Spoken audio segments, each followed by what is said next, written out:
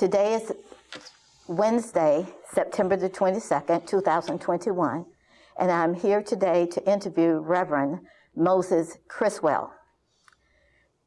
Let's begin with a little background before we start with the questions. This interview is part of the Alachua County Community Remembrance, Truth and Reconciliation Project. I'm a member of the community subcommittee known as Alachua Newnanville Subcommittee. This project is an extension of our soil collection project, and today we will begin collecting interviews of our valued seasoned seniors in the city of Alachua.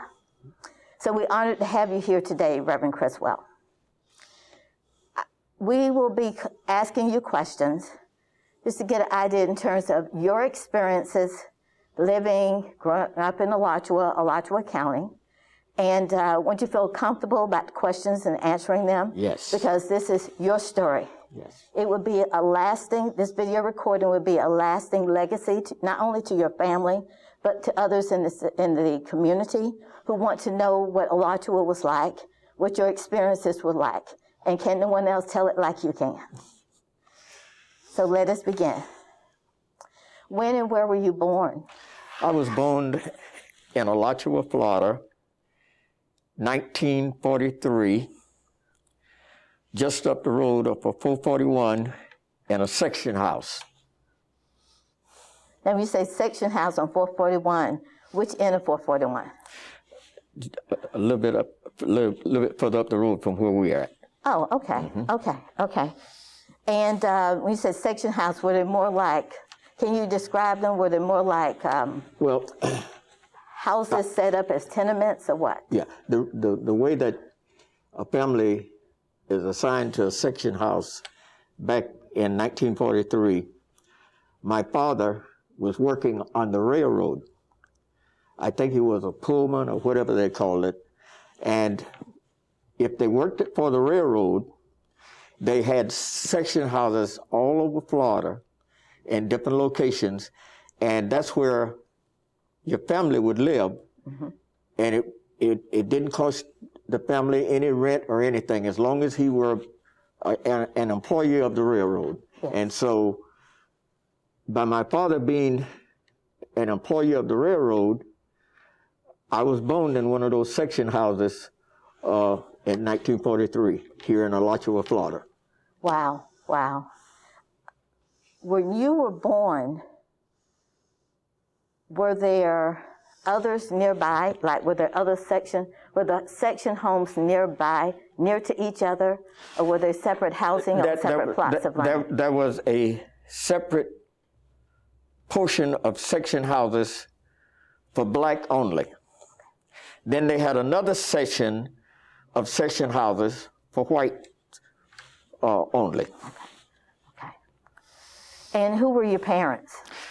My father was Louis Criswell.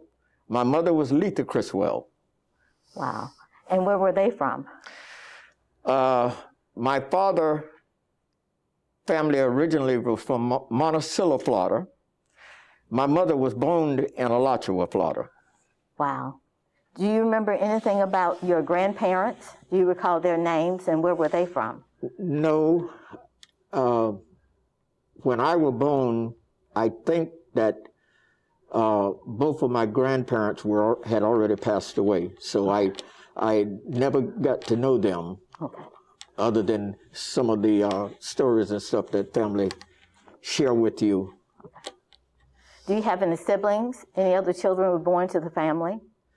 Yes, I had, there was 7 of us, 5 boys and 2 girls. All right. And are any of those siblings still alive today? Yes, my sister Gerald lives in Jacksonville, not too far from where I live at. My brother Samuel lives in Jacksonville, not too far from where I live. And my brother Ernest. And the rest of them have passed on. Okay. Were your other siblings born in Alachua also?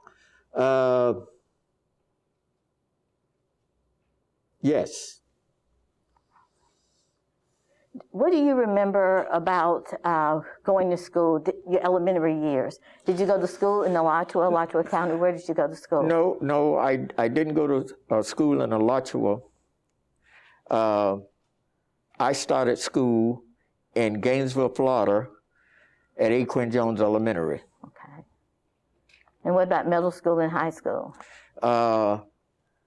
They had just built what is Lincoln Middle School now, I think it is. But at the time, it was Lincoln High School. And I'm proud to say I was one of the Fighting Terriers. I was a running back. I was a good football player for Lincoln High School. Oh, wow, Reverend Criswell, I didn't know that. That's awesome. That's awesome. So from your early education, was there college? What did you do beyond high school? After high school, I moved to Jacksonville, Florida on my own because it was so hard for a black man at that particular time to find employment. And so I moved to Jacksonville to better my life. And while being in Jacksonville, I was saved, filled with the Holy Ghost and fire, and I was anointed to preach God's gospel. So I worked in the daytime, and I went to Ed Waters College in the evening, where I took theology under one of the greatest professors, Dr. J.C. Bannerman. Yes.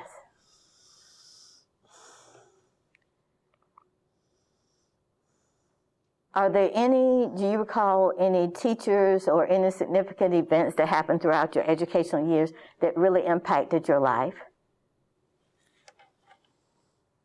T.B. McFerguson. When I first started playing football, he was the head coach at Lincoln High School, and then later on he became the athletic director. But T.B. McFerguson was like a father to all of us young black men. He would take time with us. He would teach us. And when we acted up, he would straighten us out. So I will always remember Coach T.B. McFerguson. Awesome. And what do you also recall that was significant about your time at Edward Waters? My time at Edward Waters School was very interesting. As I said, Dr. J.C. Bannerman was the professor over the theology seminary there. And I learned so much about life, about God, and about people.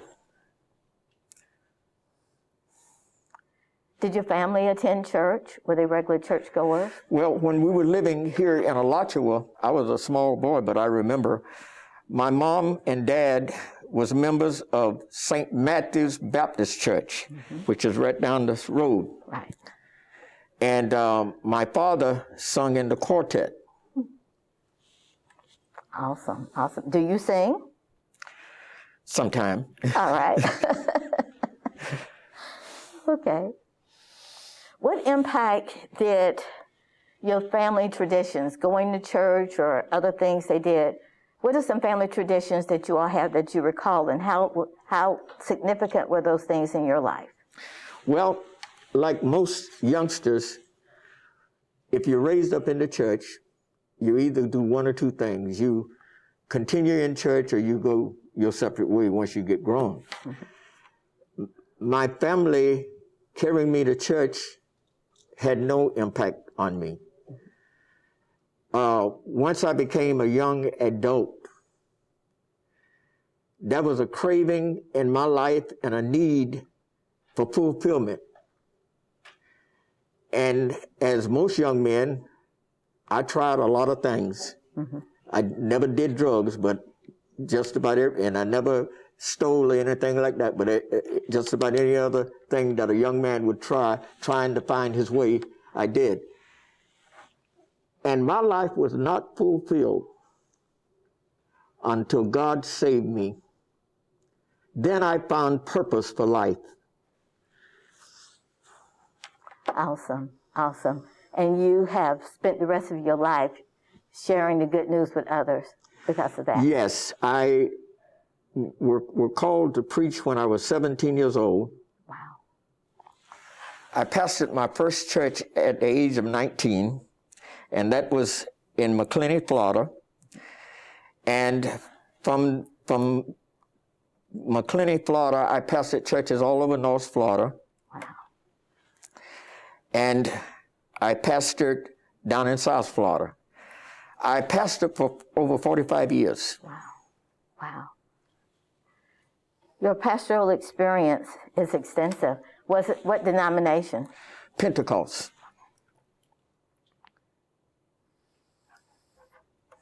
Over the years of your experience pastoring as a full-time pastor, what have been some significant changes that you have observed?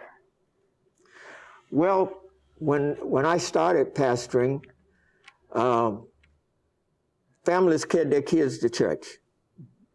I mean, and the principles that the families instilled in their kids were religious principles, and the kids behaved better than what they behave today. We did not have, here in Alachua, let's go back here, when I was a boy, here in Alachua, Florida, there was one police officer. He was the sheriff of Alachua, Florida. His name was Bob Orange. And I can't remember whether they had a jail here or not, but if they did, and I'm sure they did, it was just a one-room thing, because long and then, the only person went to jail was a town drunk. Because if you acted up, your mom and dad came and got you and straightened you out. And you would rather for the police to catch you doing wrong than mom and dad. Yeah, things have changed after Yes, that. yes, Yes. yes. Yes, most definitely. Okay, getting back to family. You married? Yes. How long? Let's see here. This is my second marriage, so 30 years. Wow, that's a long time. Mm-hmm. Long time. Yes, yes, most definitely. What do you like most about the extended parenting in terms of being a grandparent? Pardon me? What do you like most about parenting, especially being a grandparent? Mm-hmm. What do you like most about that? Loving on my kids, trying to give them a better life than what I had, a better experience in life than what I had. And now I just enjoy my children. A lot of my children are still close around me. And I have grandchildren, and I have great-grands. Wow. And I just enjoy being with my family. That's a blessing. Family is very important. Awesome. Do you have, in your busy schedule, do you have time for hobbies or the things you like to do? I like to fish. Like to fish. When I have time, I like to fish. What have been some of your favorite fishing spots? Here in Alachua, when I was a boy, everybody in my neighborhood would go to Burners Lake. I don't know whether Burners Lake is still out there or not, Still there. but we'd go to Burners Lake and we'd fish in Burners Lake. And then when I moved to Jacksonville, I got into saltwater fishing. Wow. You have any favorites in terms of eating fish? No.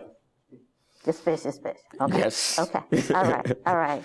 What do you remember about growing up, like friends? Had a lot of friends. Here in Alachua, we had a lot of friends. When I was a little boy, we used to make slingshots, and we'd go to the railroad track and we'd get those small rocks off the railroad track, and we would hunt rabbits. Wow. And we were very successful at it. Whatever we aimed at, we got it. Oh, wow. Good, good. So you were comfortable skinning the rabbit and all that? Yes, yes. It was a way of life longer then. Okay. Okay. What do you, if I were to ask you what's the difference between your childhood and your parents' childhood, what would you say? How would you describe it? My parents' childhood was next door to slavery. And then being born in 1943, it wasn't too much different. here in Alachua, Florida, it was very segregated. Mm-hmm. And Alachua was it reminded you of an old Western city because you had one police officer and the post office, if I remember, was a wooden building, stuff like what you see on the old Western movies. And they had a little theater, and I forget exactly where it was located here in Alachua. Mm-hmm. But the unique thing about the theater at that particular time, they had an upstairs and downstairs. The whites were seated downstairs. The blacks were seated upstairs. When you would go to the show on Saturday, you would form a line and you would wait until all of the whites have been properly seated in their seats in the theater, and then you were allowed to go upstairs and be seated. When the movie was over, the blacks had to wait upstairs until all of the whites were gone. You dare not come downstairs until all the whites were gone. If you did, you would get in trouble. Did you go quite often to the movies? Yes, we all worked, did farm work and stuff, and our parents did farm work, and everybody worked hard all through the week. It was nothing like the kids in today's world. You worked, and you didn't mind working. It was a part of life. And on the weekend, on Saturday, that's where you put on your nice little dungaree jeans and a nice shirt, and you went to the movie. Wow, wow, wow. Now, when you mentioned everyone worked doing agricultural work, did you have to work before you went to school and then after school sometimes? No, during the school time, I didn't have to work, but I had chores around the house that I had to do. We were raised in a way where you learned at an early age to take on responsibilities.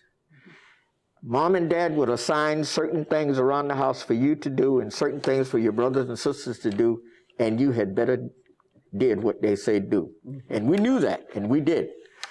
But doing the farm work, you'd work hard all through the week, and on the pleasure and the joy was Saturday, we're going to the movie. Wow, wow, wow. I had a similar experience going to the movies on Saturday. While you were pastoring, did you have a second job, or were you just totally full-time pastor? No, I worked and pastored at the same time and raised my kids from the jobs that I had. The church helped out a little bit, but I were never one of those pastors that had one of those churches that paid you a big salary and you just sit back and did that. Right, right, right. The next question I want to ask you was about your children. About how many children do you have, and their names and ages? Ooh, I have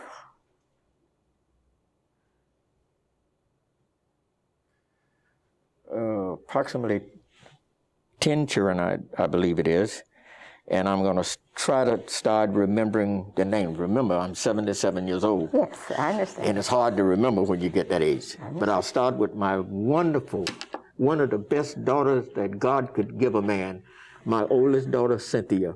Mm-hmm. Then my daughter, Bernice. Moses Jr., David, Anthony Tyrone, Gary, Benjamin Criswell, Belinda Criswell, let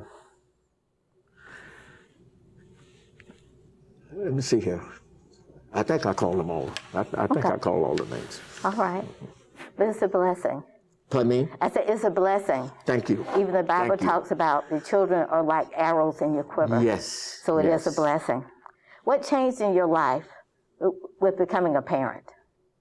How did that change your life? It didn't change my life too much because of the way I was raised. I was raised with two good parents. And once I became a parent, all I had to do was remember what my mom and dad did, and I did similar to the same thing. Of course, there was a little bit of changes as time go on, but it was fun, and it was challenging. And you can, I'm sure you have a wealth of knowledge and wisdom that you can share with the parents of today, because things change from generation to generation as you have experience with your kids and your grandkids. What are some of the most, can you describe some of the most challenging, difficult times in your life? Some of the most challenging and difficult times in my life was being born in racist, segregated United States of America. All my life, I have experienced real, terrible, nasty racism, and still experiencing it today at the age of 77 years old. And I wish that it would go away and leave America, and we could all get along as God told us to do, to love one another. We are all created by one Creator, one God. And He says, how can you say you love me, a God that you've never seen, and you hate your brother? On Sundays, the churches are full of people, black and white. And during church time, and I preached in just about every church you can name, during church time, everybody loved everybody. But give them a couple hours to get out of church. They forget about God. They forget about the Sunday school lesson, and they go back to hating. And as a pastor, a preacher, I preach love. It is so good to love people. And when you see people, you don't see people as color. You see a man, he's a man, he's my brother, I love him. You see a woman, she's my sister, I love her. That is what we're created to do and to be and to feel. And the color of our skin should have no bearings on how we treat one another. I agree with you totally. It shouldn't. I agree with you totally. Were you, did you join the military? No. What have you, in addition to what you've already shared, how have you used those difficulties to help prepare your children for the adulthood, and how are you sharing it with your grandchildren? Well, we would always have family talks during dinner time, but I never taught my children to be prejudiced. I never taught them to be racist. I never taught them to hate someone because they don't look like you. I always taught my children, God wants us to love everybody. So you practice what you preached at home also? Yes. While you were pastoring, were there other organizations you were a part of activities? Yes, I was a Mason. I were the Grand Master of the state of Florida and Universal Masonic Brotherhood and Order of Eastern Star. I went from Grand Master to the most powerful Putin Sovereign Grand Commander, a worldwide Masonic Brotherhood and Order of Eastern Star. I were, you might say, the supervisor of Masons and Eastern Stars all over the world. Wow. Wow. And I did that for about 15 years. You were very busy. And Yes. that was included in the pastor, Yes. in addition to the pastor. Yes. Yes. And what did you learn from that experience that you shared with the person who replaced you? From what was already instilled in me, treat everybody the way you want to be treated and to love your brothers and sisters. And I've always tried to pass that down and share it with anybody who come in contact with me.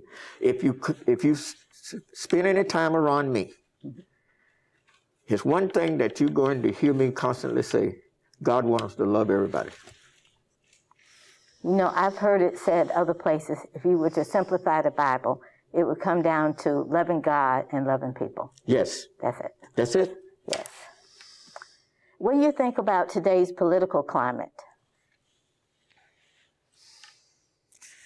Did you say, what do I think about it? Yes, today's political climate.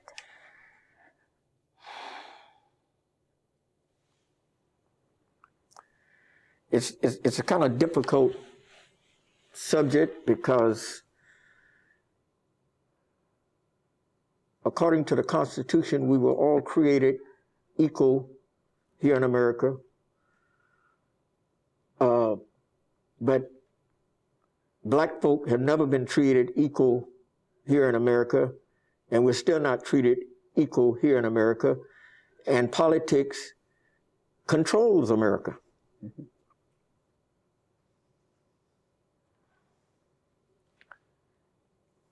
Are you a member of a particular political affiliation? I'm a Democrat. You know, with the election of former President Barack Obama, how did that impact you? What did you think about that? Oh, my God. I cried.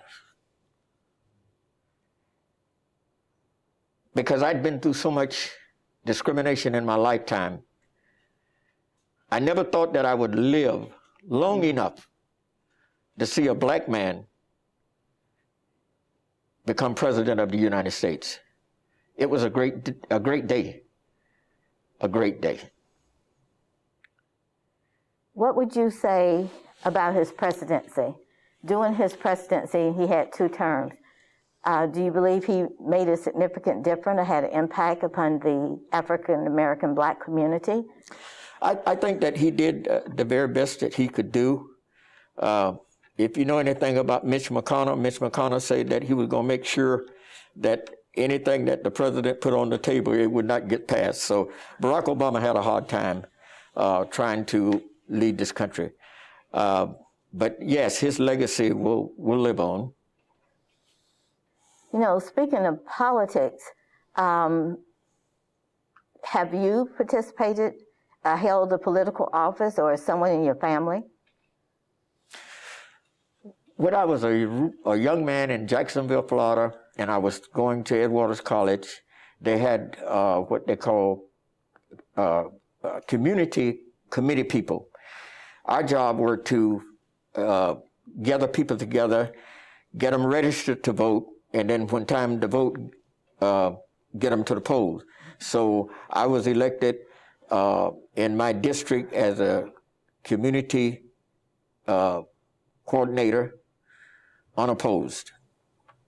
Awesome. Awesome. Do you have any family members that were involved in politics? No. Are you related in any way to the first black mayor here in Alachua, Gerald Criswell? First cousins. Awesome. Gerald and I used to hunt rabbits together with that slingshot I tell you On the about. railroad track? Yes. Okay. First cousins. Okay, awesome. So even after you grew up and left Alachua and you were going to school in Gainesville, you were still coming back and forth? Every summer, we had some of the most precious aunties and uncles here living here in Alachua. Mm-hmm. And even though my family had moved us to Gainesville, Alachua in those days and time was my second home. And whenever we would come over here to spend time with our aunts and uncles, and every summer we would spend all summer in Alachua. Mm. And if Mama acted like she didn't want us to go, we would literally cry because that's how much we loved our aunts and uncles here in Alachua. Wow. Can you share with me a little bit more about what was it like in Alachua during the time you were here as a young man growing up? I understand that there were some businesses, the African American community was prosperous during those times. That part, I probably were too young to know about the business aspect of Alachua, but my experiences were coming over to Alachua from Gainesville every summer, because in those days and time, you had to work to buy your school clothes. And we would all come to Alachua because there was a lot of farm work, always a lot of farm work all around Alachua. And we would come and we would get on the bean trucks with our aunts and our uncles and go to the bean field. We pick beans, we pick peas, we crop tobacco. And so we had a lot of fun. It was hard work, but we had a lot of fun. Probably more fun because you're doing it with family and friends, yes, right? Yes. Yes. What are your thoughts about, in addition to what's going on in America, about police brutality? I hate it. It has to stop. Because 95% of men who are killed by police are unarmed black men. I have some wonderful sons. They're professional men. And we have these discussions. Daddy, out of all I've done, out of all I've tried to do with my life and all you've done for people with your life, there are times that I'm afraid when I'm out on the road and a police car pulls up behind me, because I don't know whether I'm going to make it home or not. And that, coming down here, there was a state trooper behind me. And immediately, you become tense. And you're hoping that you don't get pulled over because you don't know whether you'll live. And that's sad. Really and that's is. Very painful. And it's sad that you have to continue to live with that fear and that concern versus just relaxing and enjoying. I am 77 years old. When is this stuff going to stop? When is it going to stop? Prayerfully soon. Prayerfully soon. What are your thoughts about the Black Lives Movement, especially the impact regarding the murders that took place last summer? George Floyd and what have you. Yes. I think that the Black Lives Matter organization is a very good organization. And it is basically the voice for black people who have no voice. And I hope they continue. You know, it seems like the voiceless and the poor will always be among us. Yes. What are your feelings about the disparity of wealth and education in the United States, and particularly within the African American community? It's wrong. And it should be alleviated. Here again, I think that the message about black people, who they are and what they want, is misinterpreted by our white brothers and sisters. All a black man wants to do is live his life without being afraid, be able to work and take care of his family, and to get along in life without being discriminated against. It's just as simple as that. It's not hard. It's not hard. It's not hard. No, it isn't.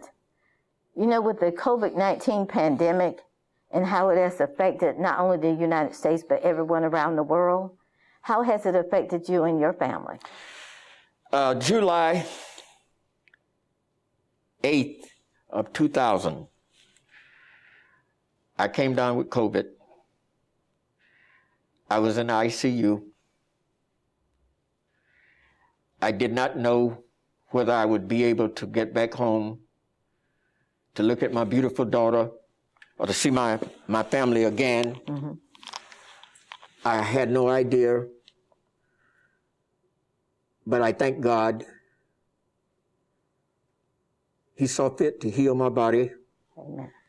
And to get me out of the hospital. And now I'm completely healed. Amen. So COVID had a terrible effect on both me and my family, because during the time I was in the hospital, they themselves, they did not know whether I would make it out.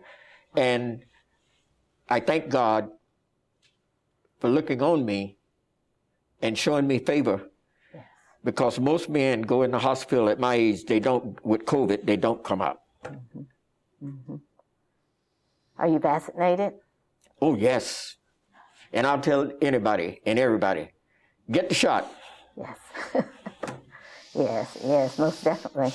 Is there anything else you would like to share that I haven't asked about? No, you pretty well got that all of the information that I can remember about my experiences in Alachua, Florida, and in Alachua County, which is just a great place to live, and it's still a great place to live and raise children. As we prepare to close, are there some relatives of yours that are still living in Alachua? And if so, you might share their names. No, the Reverend Gerald Criswell was the last. Now, I have a lot of family still living in Alachua, but they're not in politics or anything like that. Oh, no, just regular family members that are still here. I have a lot of people that's good people, real good, strong Christian people still living here in Alachua. For those who may view this video in the future, some last names of those family members that are still here. You want some of the names? Yeah, the last names. Okay, the DeCoses, Criswells, Welches, Jenkins. Wow, and those are large families here in Alachua. God, yes. Huge family. Yes. No, nothing for me. Okay. The Reverend Criswell, on behalf of the Alachua County Reconciliation and Remembrance Project and the Alachua Newnanville Subcommittee, we'd like to thank you. It's been an honor and a privilege to have you here. And thank you so much for sharing your story, your way, from your voice. And I know that others, when they view this video, will be blessed by what you have shared. And so thank you. And thank you all for inviting me. And I enjoyed sharing my story with you. That's it? All right. Thank you so much.